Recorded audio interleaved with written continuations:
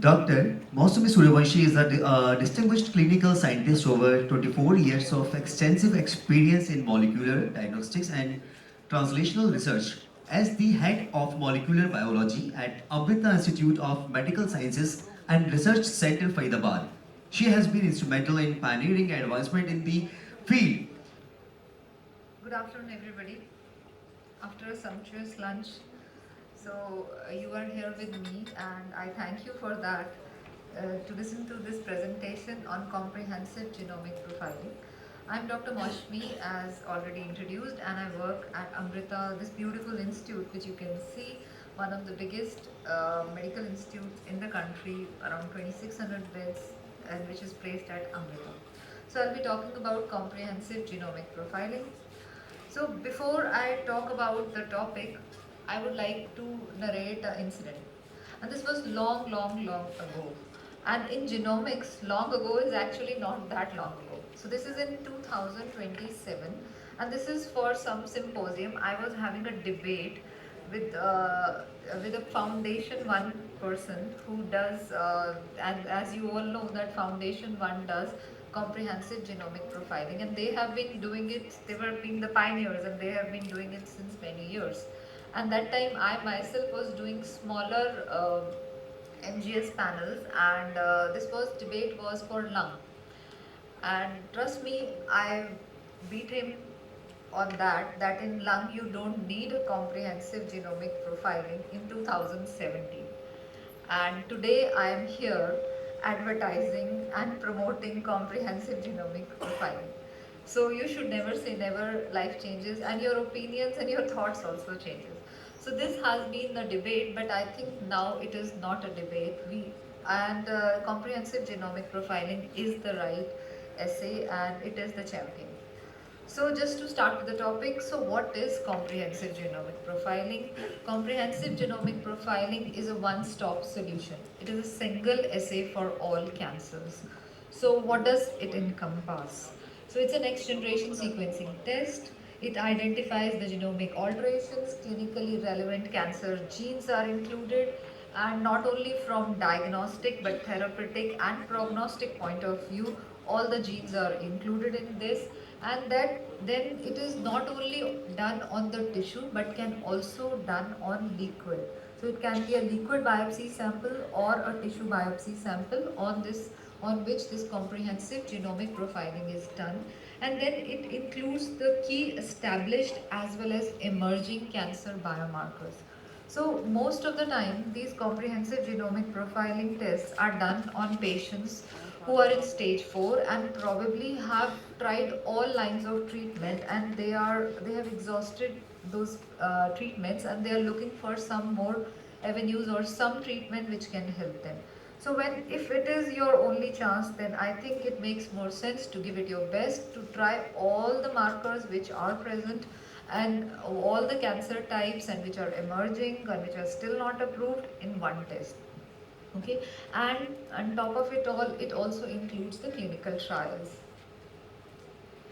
So usually there are different types of comprehensive genomic profiling. Usually it has more than 300 genes. It includes the SNVs, the copy numbers, and even the arm level aneuploidies, the fusions, and there are tests which can identify novel fusions also. One partner is known, but if the other partner is unknown, the novel fusions can also be identified. And then it also includes pharmacogenomic markers. I have a case for that, I will show you. And then tumor mutation burden, then microsatellite instability, homologous recombinant deficiency or HRD score, which for now in today's era is only in the guidelines for ovarian cancer, but you can, because it's the same gene set of genes which is used to calculate that score, you can use that score to maybe if you need to make a clinical decision. So then also loss of heterozygosity, the level of genomic instability, and even the HRR gene, the homologous recombinant gene, which are usually tested maybe in germline, but maybe in a case where you have not tested and you're not expecting, you've not done a germline testing and just doing a tissue test, you can suspect that there may be a germline mutation present there. Okay, so I start with the case. I thought I'll make it different, so I am starting with the case. So this is a case. This case came to me in January, and this patient had a history of non-small cell lung cancer and was a known ALK translocated cancer with a recurrent metastasis which was happening. The patient had been offered molecular therapy and which included ceritinib and brigatinib, and now patient was not responding to any of these. Okay, so this testing initially was done by NGS, of course a smaller panel, not a comprehensive genomic profiling, and then the ALK translocation was picked and based on which the treatment was offered. Now from the new metastatic site, a new biopsy was done and comprehensive genomic profiling was done. So you can see what comes here. Of course, look at the mutations. The first one is the ALK fusion, which we know was there. So ALK fusion, okay, this will not work here. Then there is one HRR gene mutation, which is not expected in a case of lung cancer, but it is there.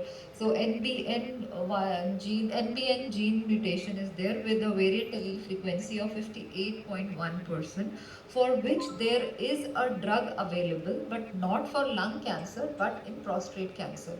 So this drug was available, and then there is another mutation in another HRR genes, that is FANCC gene with the allele frequency of 82.1%. Besides these, there were other mutations also, but for the sake of the presentation, I have not highlighted them. And along with it, when I looked at the tumor mutation burden, it was a less. So tumor mutation burden more than 10 is taken as an agnostic marker for immunotherapy. So since this was less, and the microsatellite status was also stable, and the loss of heterozygosity, though this is not applicable for lung cancer patient, but here it was raised.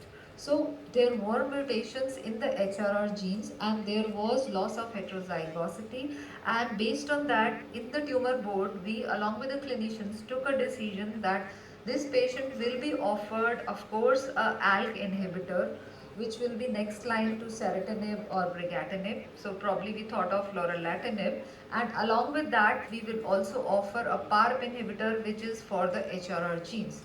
So I think last week I talked to the clinician. So what has happened to this patient? The metastatic site has regressed. So this is just 1 month too early to say, but of course the patient is responding. So this would not have been possible if the report was not that comprehensive. This is just one example to show you.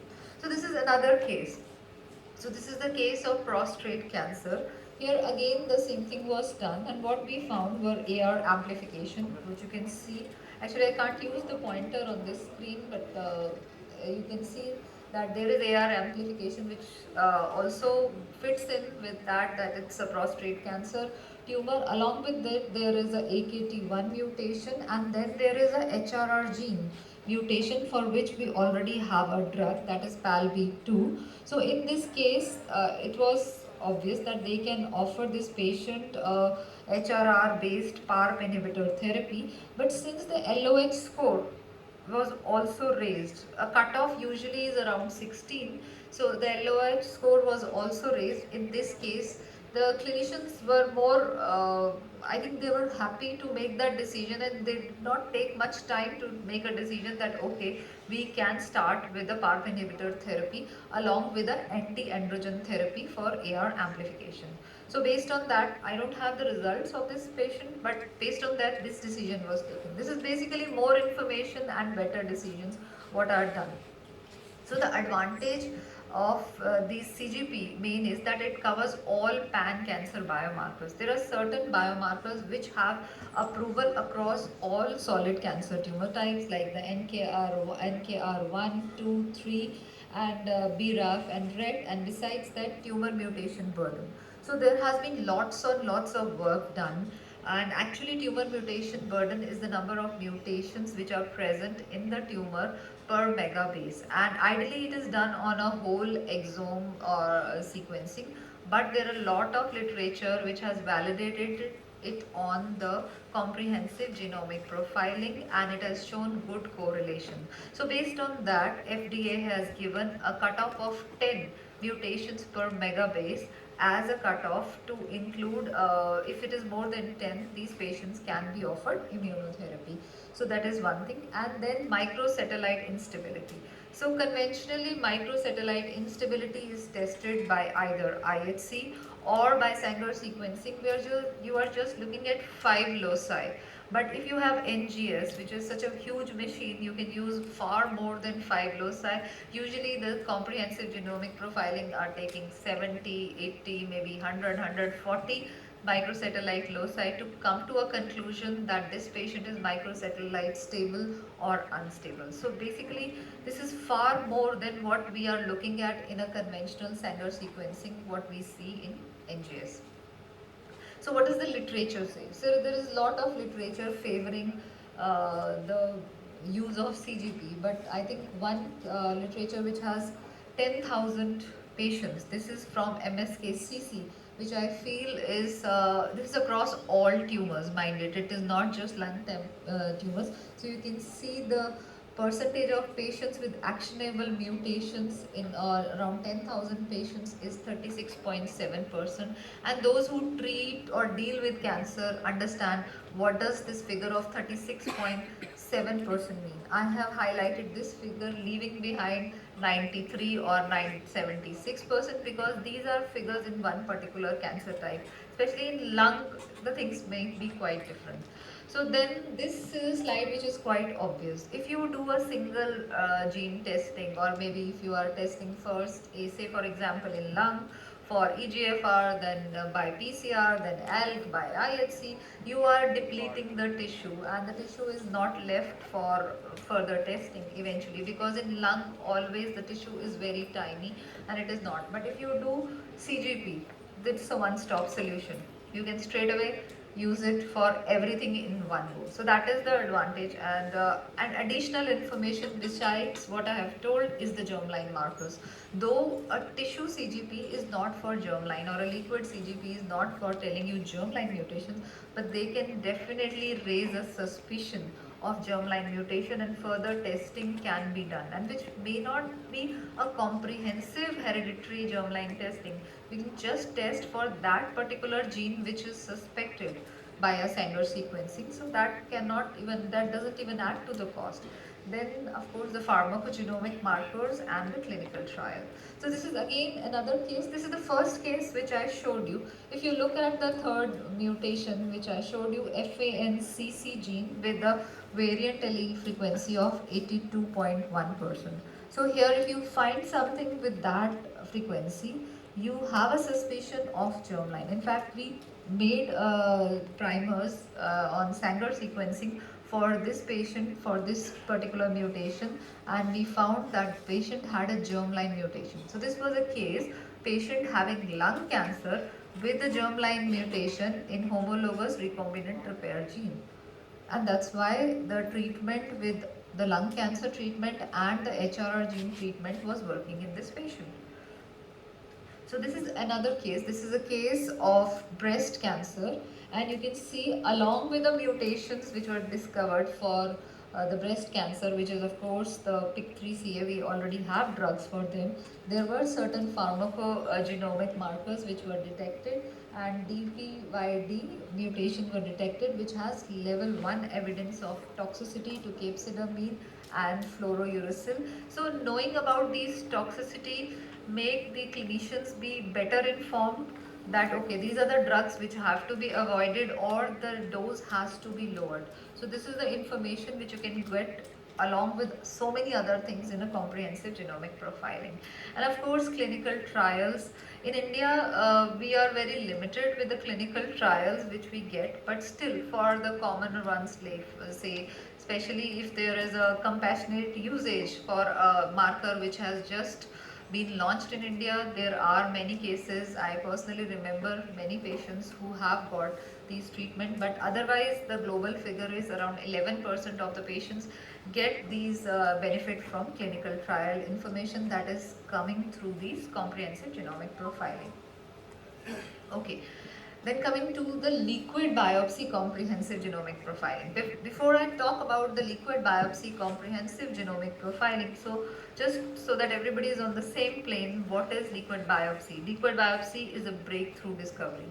So what we knew from, you look, people who discovered X-ray or CT scan, all of them got Nobel Prize, okay? Because X-ray was something which could pick up the tumor cells or a mass which has around 10 raised to power 9 cells, okay, and aggregate of that many cells. And CT scan went to log lower, okay, and then it could pick up. So that was a big discovery. And your cell-free DNA or liquid biopsy has even gone to log lower. It's 10 raised to power 5, so where you can pick. Unfortunately, nobody has been given a Nobel Prize for ctDNA because this was discovered in 1948, but we are using it today. So that's the beauty of science. And the beauty of this technology or is that you can take any liquid biopsy sample. This can be your blood sample, the urine, pleural fluid, your CSF. I have published a lot of paper on CSF used as a source of liquid biopsy. You can use this. And in tumor, when you take a biopsy, you are taking biopsy just from one area, but in liquid biopsy, the heterogeneity, which is from all the metastatic sites and from the tumor itself, is covered when you take a liquid biopsy or a blood sample. So mainly liquid biopsy now in today's is used for diagnosis when you don't have the tissue available, and there are guidelines where you can use liquid biopsy, and the rest of them are, they are uses, you can use them but they are not in the guidelines. And to follow up and see the response of treatment, your mutations levels can fall or rise based on your treatment, and then the tumor evolution, new mutations emerging if you can follow up the patient with liquid biopsy, and minimal residual disease monitoring. If you're obviously on a PET CT or any scan, the disease is not present, but your liquid biopsy is showing you mutations coming from the tumor, then you know that this tumor is coming back in some time. Okay, so liquid biopsy CGP and tissue biopsy CGP together. So this is an icing on the cake. This is so much more information.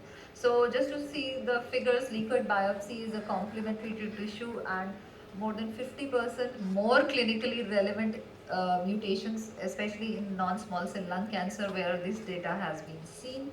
And liquid biopsy where insufficient, there are a lot of samples where the tissue is insufficient.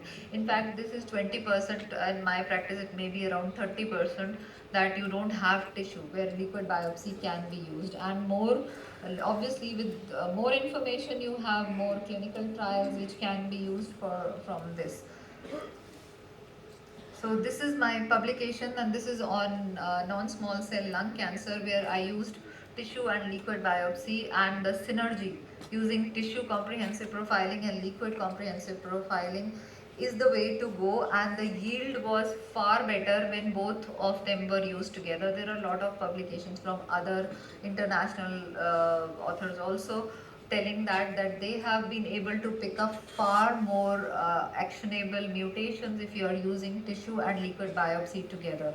So you can miss some things on liquid biopsy and miss something on tissue biopsy, but if you use them together, there is a lot more. So you can see the synergy is around 88% if you're using compared to 60 versus and 77% in tissue and liquid biopsy.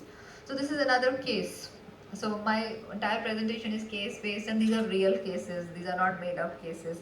This is a female who was 36 years old and was diagnosed with advanced breast cancer in 2022, and she received 4 cycle of docetaxel and was BRCA2 positive, okay, and was started on olaparib, which is a PARP inhibitor, plus tamoxifen since she was ER positive also.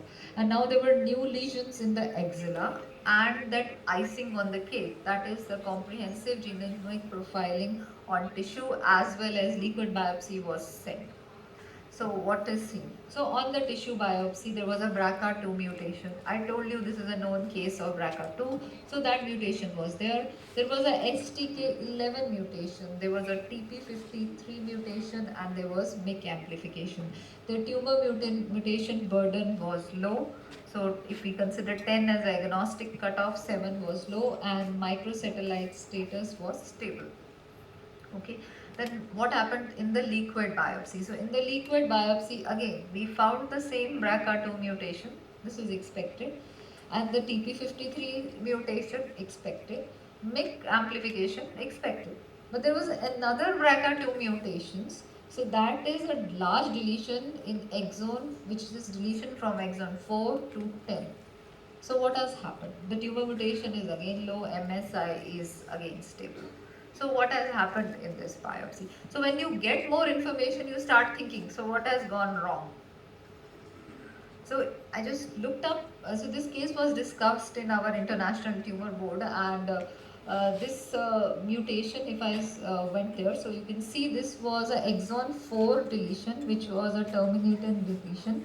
It caused a stop nonsense mutation. And if you just have a look, so you can see that bar, I can't use the pointer, so you can see that line, so that is the location of the mutation, and that is the fourth exon. So the other BRCA2 mutation was deletion from, I will just show you, was deletion from 4 to 10 exon, and this particular mutation was in the exon 10. So from 4 to exon 10 was deleted. Okay, and if you just look at the BRCA2, what has happened? Exon 11 has the BRC repeats, which is the major region, and if you have a deletion in exon 10, okay, there is termination of the protein and the BRCA2 protein is not formed. But if you have another BRCA2 deletion which involves BRCA4 to BRCA10, okay, that part is deleted, and the BRCA, this protein can start again. And the most important part, that is the BRC repeats, where the RAD51 attaches for its function of homologous recombinant repeat, is restored. So though the patient had BRCA1-2 mutation, because of another BRCA2 mutation, after the treatment, the BRCA mutation was restored and the patient stopped responding to the carboplatin treatment and the PARP inhibitor, and that is why there were more lesions. So that was the time. These are called reversion mutations, and now we are coming to know more and more about these kind of mutations. But this is how the two combined approaches have helped us to know about a new phenomena. Otherwise, it was not possible. So, and the patient was stopped on that particular treatment and new treatment was offered. So, okay, again, so since bigger is better, so can we go even bigger? Why not CGP? Why not go to whole exome sequencing? So presently it doesn't make more sense, because if we go for whole exome sequencing, it is very difficult to handle tissue on whole exome sequencing, and the coverage of all the important areas will not be, it's been seen, it's not be going to be as good as it is on a smaller panel, which is also not that small, it is more than 300 genes. But going to whole exome sequencing, which means 5,000 plus genes, is not a right answer for your solid or comprehensive panel. So you have to choose that comprehensive genomic profiling, which does not mean doing a comprehensive exome sequencing. Okay, and of course the cost will also go off the roof. So that is another thing. So before I thank you, so I'll give you a philosophical take on this. So the definition of power has changed with time. Initially, when the man was had come and started being, Homo sapiens started being, it was the muscle power. It was that you have, the stronger the person, he will have more wives, better children, better food, better everything. Then it became the power of wealth. Okay, so richer you are, you will have everything. You can get everything on earth. And in today's era, it is the power of information, the power of knowledge. The more knowledge you have, you will make better choices, and better choices you will have more choices, and more choices and better understanding, and then better decisions, and of course finally better results. So what I'm trying to tell you is correlating it with CGP. So if you have a comprehensive genomic profiling, it is more information. More information, better decisions and better results. So with that, I would like to thank you for the patience.